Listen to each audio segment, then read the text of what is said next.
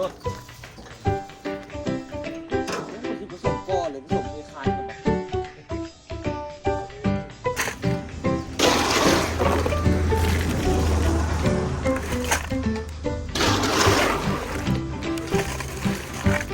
นี่เลยกินไงเนาะเสาร์นี่หมูปลาใกล้สิได้กอขึ้นแล้วทุกคนตอนนี้นี่กาขอโทษกาสบายดีทุกคนสบายดีตอนเศร้าเด้อแห้งเฮ็ดแห้งอันนั้นเด้อพอปูนมันคือเป็นก้อนยิลุมคือเก่าเนาะเนาะหินหลายพูดเพิ่นผสมบ่ดีเนาะอันนี้นี่กะเฮาเฮ็ดมื้อวานนี่ทุกคนเนาะแต่ก็ได้อยู่ดอกเนาะมันแค่บ่งามซื่อตัวผสมหินหลายโพดทุกคนมื้อวานนี่ล่ะขี้ข้านไปเอาบัดนี้นี่โอ้ยสบายบัดนี้น่ะผสมจังได๋ก็งามบ่ทางเทิงนี่เพราะว่านะมีหินมีทรายอยู่ใกล้ๆล่ะสบายเลยบัดนี้อันนี้นี่ก็มางแบบตัวนี้แล้วก็ไปใส่ทางนั้นมางแบบทางนี้แล้วก็ไปใส่ทางนั้นตลอดเลยทุกคน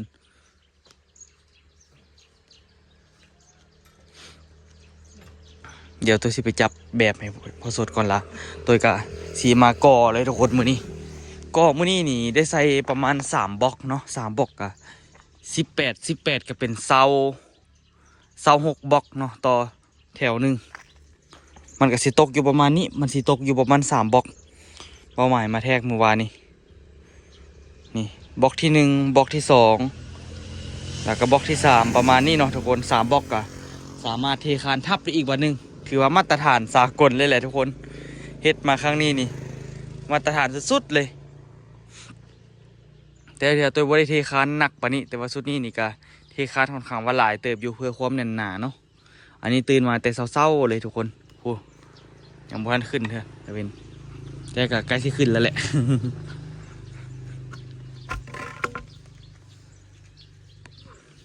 ผสมปูนเลยบอกพอ2เปาเนาะเดี๋ยวตัวชิผสมปูน2เปาเลยแต่ต้องเหยียบเหล็กเด้อพอเฮ็ดคนเดียวก็ได้เต้นี่มันจับไปก่อนฮะโอเคเดี๋ยวพอเฮ็ดอันนี้เดี๋ยวตัวชิไปผสมปูนเลยเพื่อบ่เป็นการเสียเวลาเนาะปูนเหลือว่าเป็นอย่างทุกคนปูนเหลือเดี๋ยวเขามาก่อต่อ3แถวนี่ก่อได้ละมีแต่อีก3แถวนี่ล่ะได้อันนั้นก่อนเทคานก่อนเนาะทุกคน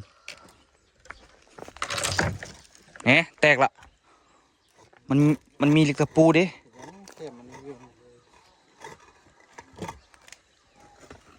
ตัวไปผสมปูนก่อนทุกคนไปหันน็อตให้พ่อจอยเนาะเมื่อกี้ออโต้มันตื่นมาแล้วได้ทุกคนเลยโอ้ยตื่นมาแต่เช้าเหรอออโต้ตื่นมาให้หยังฮะมันอยู่ชีวิตตัวเองนะคือว่าบ่มีเวียกมีงานสิตื่นมาให้หยังตุปรับมันดีฮะออโต้โอ้ยมันเปื้อนจะจับไงโอ้ยมันจับเลยมันเสียบยัดใส่ปากเสียดมือมันไงมันคือบาดเป็นร่องในวะอย่าจับเด้อเข้าใจบ่จับเราไปยัดใส่ปากคันหน้าก็เป็นแป้วแดง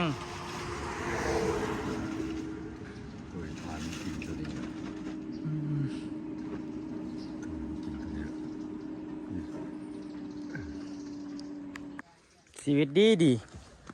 มีหินกับทรายอยู่นี่แต่ว่าสิเอาล่อในต่วงคือเขาผสมเข้มๆรสโอ้สิผสมก้อนเลยผสมเทคานก่อนปะเอาเลยผสมคนละแนวอยู่เลยครับเด็กนะเลยเอาน้ำกันนั่นแหละ2 รอบครึ่ง5 รอบ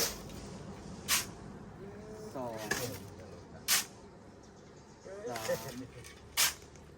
ครับเป็นครับเป็นก่อนครับเป็นก่อนเอ๊ะตู้ครับเร็วเงียบดิตู้ครับเร็วเงียบดิตู้ครับเป็นเราสิ่งเดียว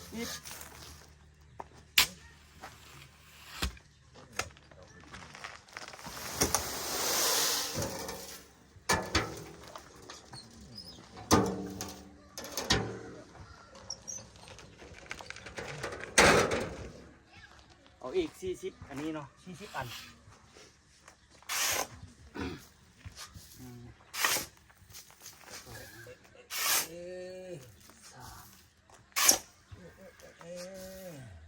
โอ้หมักไม่ออกมาแล้วตู้หมักเล่นออกมาแล้วตู้หมักเล่นออกมาแล้ว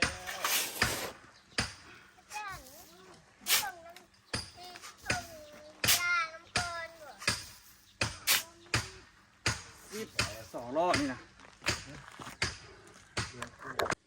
ได้3ล้อแล้วเอา อันนี้มาใส่ก่อน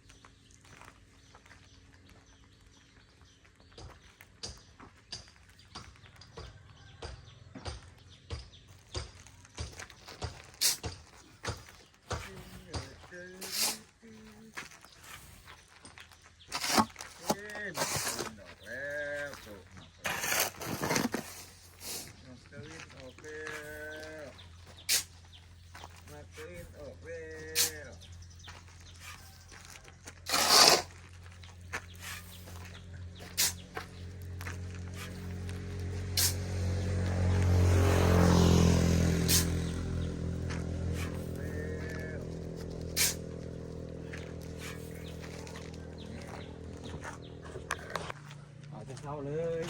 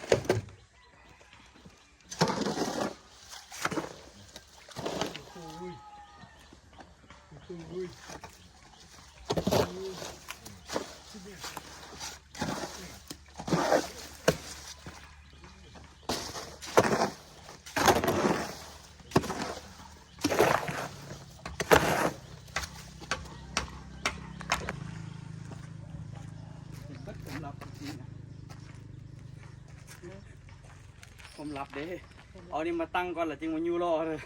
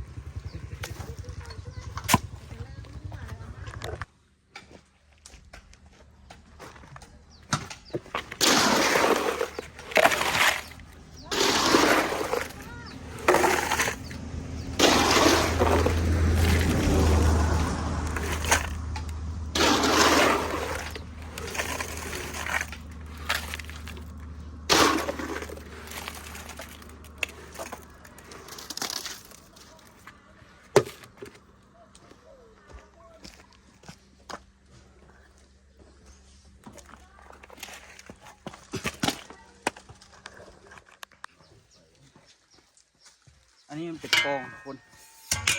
ปองนี้บ่เป็นปองอย่างปองที่เราเฮ็ดแบบคือก่อนนี่แล้วไม้มันเลื่อมออกมา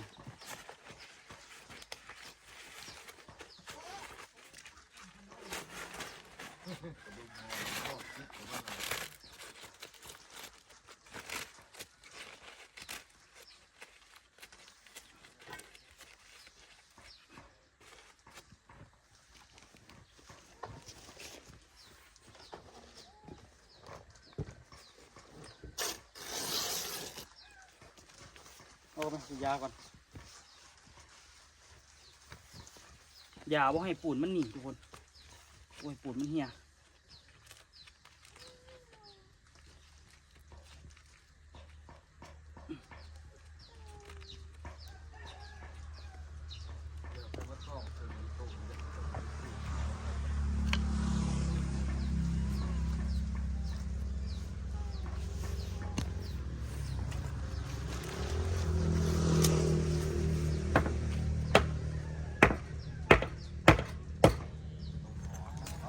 เอาเนาะ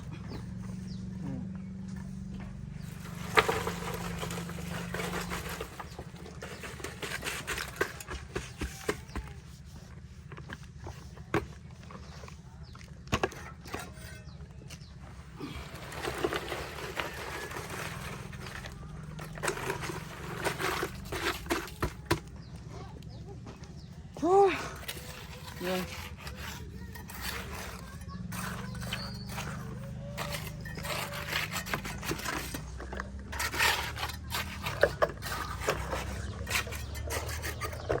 อันนี้พอมาเคลียร์ทุกคนเคลียร์ปูน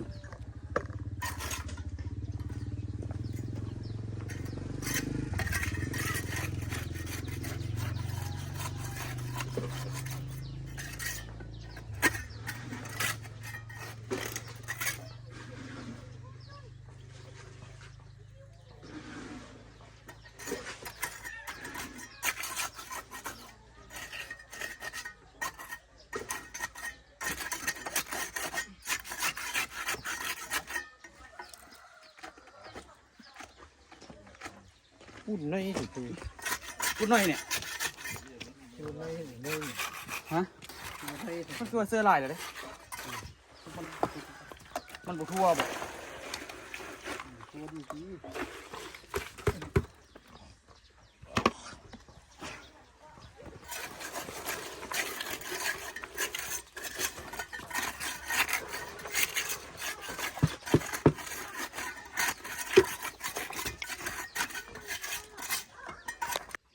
ผสมหอบหนึ่งได้ซ้ำหนึ่งทุกคน ผสมปูนนะที่แบบว่าผสมปูนกับหินนะ3-1ได้หลายเติบอยู่ผสมประมาณ3กะละมังนั่นแหละ 3 หอบซ้ำเมื่อกี้นะทุกคนเนาะมันจึงสิแล้วเบิดดิตัวสิเฮ็ดนี่แล้วเบิดก่อนละตัวจึงสิกอมันจะบ่เป็นเสียเวลาเนาะพอดีอันกอทั้งนั้นแล้วก็ได้แกะทั้งนี้แล้วก็กอทั้งนี้ต่อสบาย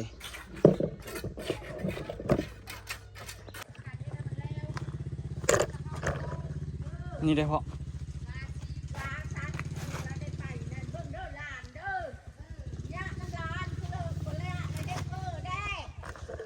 เสื้อสีเหลืองอีก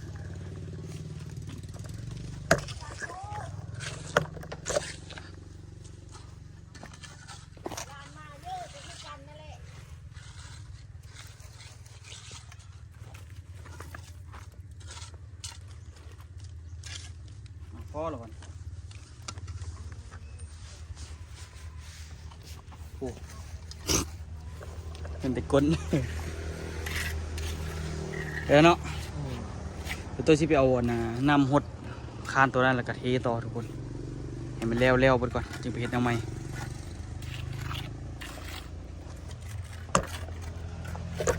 ง่ายอยู่ดอกปูนกับหินกับทรายอยู่ใกล้ๆนี่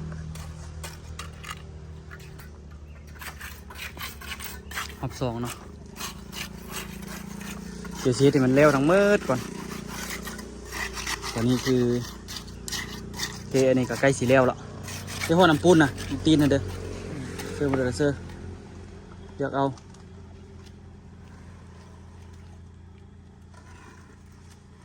ส่วนหลายน้ำปูนแบบสดๆเอาไว้ใส่หน้ามันจึงเรียบงามดีไปกินข้าวก่อนเคาะไหม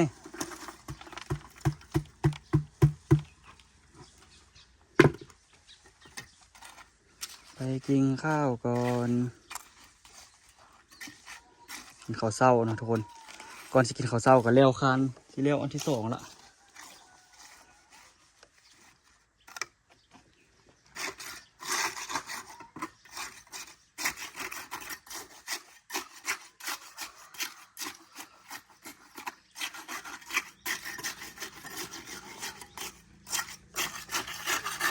มีอะไรกินในน้อ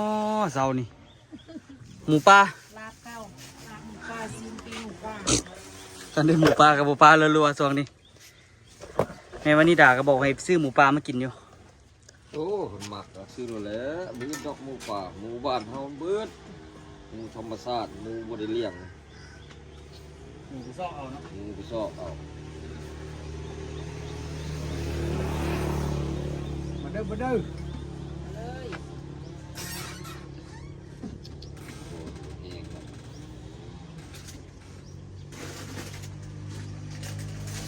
อ่า เดินถือเดินสายซื้อบอกเขาไปถือง่อนตู้จะถือเนาะ ถูกกว่าแท้ ขนม โอ้ขอเก็บมือไว้ นี่หอยเทสของม่อน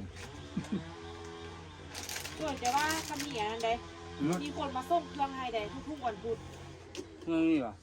ถ้าเราสั่งเขาก็มาเฮ้อะ อยู่ไหน ปล่อยแอดทันดิผู้เขาไปเราไปกินเบียร์ทันดิเราอันฮับเครื่องเขามาส่งเขาไอ้ไข่มาส่งทั่วลองสันเราสิมาทุกๆวันพุธใกล้ๆเนี่ยเราก็มานอนเฮือนไม่เท่าเราอยู่บ้านเฮานี่แต่ก็มาแวะเนาะกระทำบุยักไปเองเราห้ามมาจากบริษัทโดยตรงนี่ ว่ะ เพราะว่าเมียเราเฮ็ดเรียกอยู่บริษัทค่ะเพราะเราก็ไปซื้อราคาตัวแทนแล้วเราก็มาขาย บ่ายนะ ต่ออีกชั่วนึง เขาอีมุ่นดิมุ่นกับเฮ็ดยูหันเบี้ยทั้งแต่ก้อนทั้งผัวทั้งเมีย หมูสองข้างไปปั๊บน่ะ บ้านไหนเขาหูลูกข่าหูโบโทลูกข่าเขาไปซื้อรถหกล้อตรงปุ่งตัวแม่จะลงบักเงือง านลูกค้าซับ เอาลูกข่าแล้วกาตั้งเครื่องไปคือเขา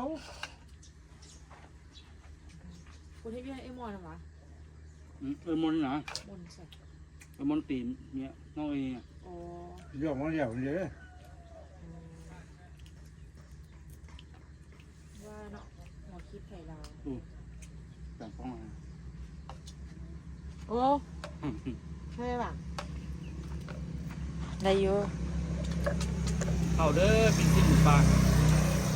แต่ปิ้งซี่หมูปลามันบ่มีมัน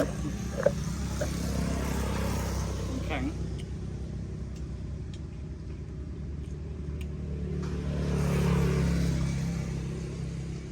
เล็บมือผู้เหลืองามขนาดเนาะ แม่นี่นะแม่นั่นยัดท่านเลยบริหารรางโดยใส่บุรุษ ลูกปูนเลยละ ยัดท่านเมื่อกี้นี่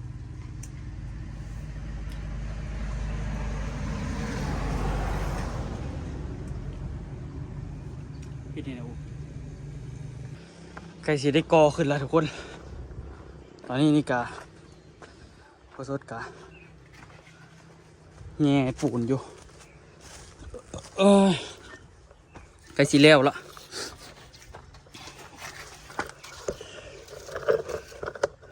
ไม่ใหญ่พอวะนี่หัวอย่างนี้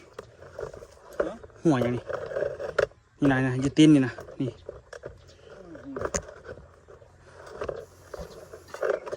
หัวเหลืองๆเห็นบ่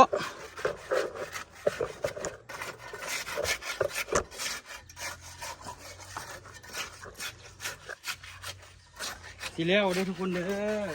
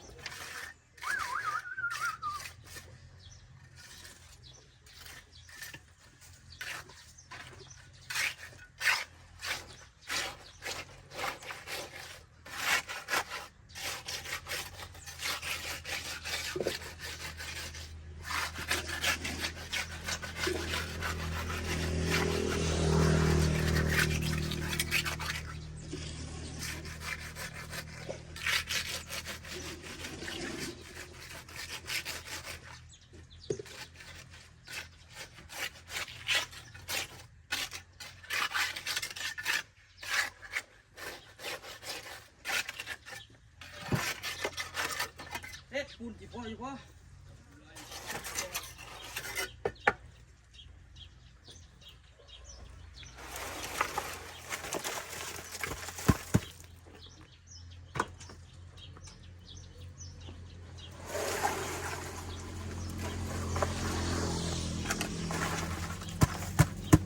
ไว้มารุ่นนึงกันทุกคน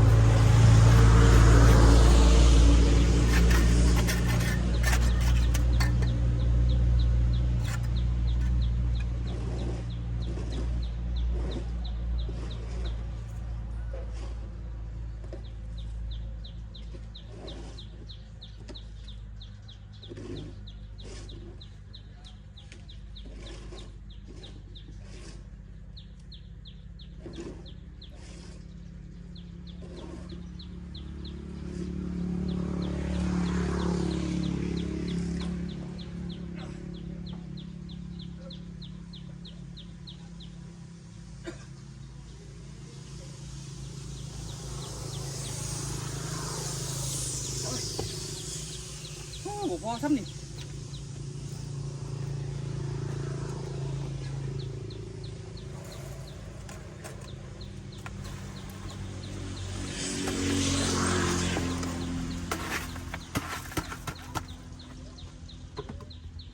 ไม่แหละฮ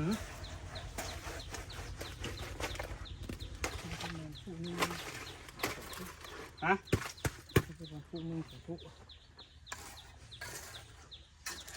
พูดหนึ่งก็ได้เลยที่นี่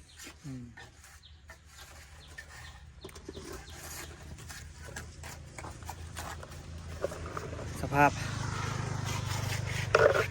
เนื้อแตกเนื้อแตนปูนที่เรือทุกคนนี่ตอนนี้นี่ก็ได้เรียบร้อยแล้วทุกคนนะไปเปิดน้ำใส่นี้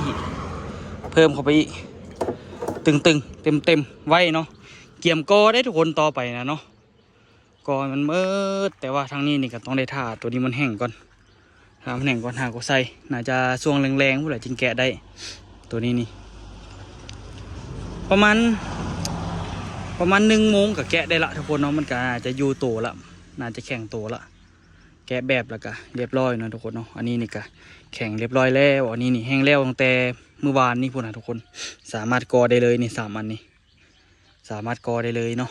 อันนี้นี่ตัวซ้ำปูนเนาะเมื่อวานนี่เฮ็ดกับซ้ำปูนเข้าไปโอ้ส่วนสีแล้วทุกคนอันพวกนี้ก็ได้โมเมนธรรมดาเนาะแต่ละมือสุดยอดเลยใช้ชีวิตนะก็ตั้งเป้าหมายว่าให้มันได้กอแล้ว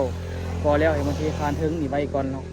เทคานถึงนี่ไว้ก่อนแล้วก็เพื่อให้รถมันสามารถเข้ามาได้นะทุกคนเข้ามาแล้วเขาก็สามารถแบบว่าสามารถเอาดินมาถมเลยเนาะหลังจากเฮ็ดอันนี้แล้วเทคานถึงพวก2-3 อันนี้แล้วสามารถเทคานได้เลยเนาะทุกคนสามารถเทคานได้สามารถเอาดินมาถมได้เนาะเอาถมได้นี่เสี่ยวเข่ามาก่อนประมาณจาก3 รถเนาะทุกคน1 รถ 2 รถแล้วก็3 รถถมขึ้นไปนี่ตัวว่าหลายรถเติบอยู่ทุกคนงบประมาณบ่ธรรมดาเนาะตัวเฉลี่ยอยู่นี่น่าจะประมาณคันรถ10 ล้อนี่คันเทียบกับกล่องขี้ทรายนี่ตัวคิดว่าน่าจะประมาณ10 รถได้อยู่ทุกคนประมาณนั่นแหละ10 รถ10 ปลายรถเอาดินเข้ามานี่ก็ได้บ่ธรรมดาเนาะปูนสั่งมาต้นหนึ่งเหลือสำนีเลยทุกคนใส่มือเล็กใส่มือหน่อยใส่มือเล็กมือหน่อยกระจอกกระแจกไปโดยกะคันเฮ็ดคนเดียวนี่โอ้บ่ฮอดคันนี้เถอะดอกคันบ่เป็นผู้สดมาซวยนี่บ่ฮอดป่านนี้เถอะเนาะทุกคนมันค่อนข้างว่า ยุ่งยากสับสนอยู่สิ่งที่ตัวแบบเฮ็ดบ่เป็นมันก็เลยแบบได้ใช้เวลาหั่นน่ะคันสมมุติเฮ็ดเป็นแล้วสิมันก็การเฮ็ดเวลามันก็ถนัดมือมันก็ไวขึ้นเนาะทุกคนเนาะอันนี้นี่ตอนตัวเฮ็ดก็เฮ็ดคนเดียวมันเลยเป็นมะยองมะแยงเนาะบ่ฮู้ว่ามันสิส่ำใดมื้อนี้นี่ตั้งใจว่าสิก่อให้มันสุดให้มันแล้วพวกนี้เลยนี่เนาะแล้วก็นี่ตั้งใจอยากก่อให้มันแล้วไปเลยแต่บ่ฮู้ว่าสิเป็นไปได้บ่ก็มีแต่ผสมปูนแล้วตัวว่ามันมีโอกาสเป็นไปได้อยู่เพราะว่าตัวรู้สึกว่าตัวก่อเป็นละสุดก่อนก่อยังบ่ทันเป็นบ่ทันถนัดมือมันเลยอยากยุ่งๆเนาะโอ้ตอนนี้พ่อก็ยังไปวัดอยู่3ก้อนมันนี่พอบ่ใหม่บ่น่ะฮะเอาเราเอาใหม่แทก บ่ย่างนะ ได้เห็นในขีดนี่นะเราขีดนะ บ่น้องบ่ย่างดอกจะก่อไปโลดที่2ที่3ก็อย่าก่อไปโลดก่อไปโลด2ก้อนแล้วเอามาเทียบกันดูแม่นก่อนไผเว้าก็อย่านะบ่ท้อเฮ็ดตัว บ่สุดท้ายคัน2ก้อนเหลือสมมุติเขาก็เทคานหมดแล้วก็แล้ว บ่มันหาดอกเพิ่นนี่คัน2ก้อนเนี่ยมันย้อนสูงหลายเนาะคานมันเป็น20ปลายซื้อ30นะเฮาก็ก่อคือดีก้อนหนึงก็ได้ เอาอันนั้นก็ได้เอาก้อนดินจีน้อยพวกนี้น่ะมาทุบ แต่หรือว่าน อนเลย ลงนี่ก็ได้นะตัว พลิกมาลงนี่ก็ได้นะ ได้ นี่นะลงนี่มันลงปีนี่มันจะต่ำก่อนนั่นลงตั้งนี่ ได้ไปแหละมีแต่บ่ หาดอกกอไปก่อนโลด มีแต่อันนั้นกัด เด้คันก็ตึมส่งคนหรือฮอดห่อเท่านี้เนี่ย40เซน ให้ลูกเข้าใจได้นี่ คัน2ก้อนนะ สมมุติว่าตัวนี้เนาะตัวนี้มันเป็นระดับหนาดินเนาะวันนี้ห้านเฮานี่นะยังกีฬาคันเฮาบ่เอาขึ้นมาอีกซ้ำนี่นะเฮาก็ต้องสลบลงมาทีซ้ำนี่ก่อนบางเทื่อคันมันบ่งามตาเฮาก็เอาขึ้นมาอีกก้อนหนึ่งเพื่อว่าธรรมดาพื้นกับห้านเนี่ยมันต้องเล่มสลบลงห้านต้องสูงกว่าพื้นหนาดินน้อยหนึง10ปลายเซนหรือ20เซนคันเฮาบ่อยากยกสูงเฮาบ่อยากให้มันเป็นพักเฮาก็ตัดเล่มลงจังซี่นะโบกเล่มลงทางหน้านี่นะบ่แม่นว่าพื้นนี่กับห้านนี่เพียงกันจิบเลยบ่ได้เลยฝนตกมา บ่เพียงแล้วมันก็ต้องสูงกว่าแล้วเนาะ ต้องสูงกว่าน้อยหนึง10ปลายเซนบ่20 ข้างหน้านี่เฮาก็เฮ็ดแต่ซ้ำนี่อยู่แล้วเฮ็ดซ้ำนี่ทั้งหน้านี่เฮาก็ถมสำเร็จซ้ำนึงลุกลงเอา โกโลดบ่เป็นหยังกอขึ้นมาโลดกอขึ้นมาดึกจัก2ก้อนแล้วเฮามาเทียบเบิ่งมัน ได้ระดับแล้วนะทุกคนเนาะ มัสิสูงต่ำ ยังไงฝากทุกคนติดตามต่อไปเด้อทุกคนเด้อเดี๋ยววางแผนก่อก่อนแล้วเจอกันคลิปหน้าทุกคนคันนี้คลายไปมันก็คือเหี่ยวเกินไปเนาะ 2ก้อนแล้ว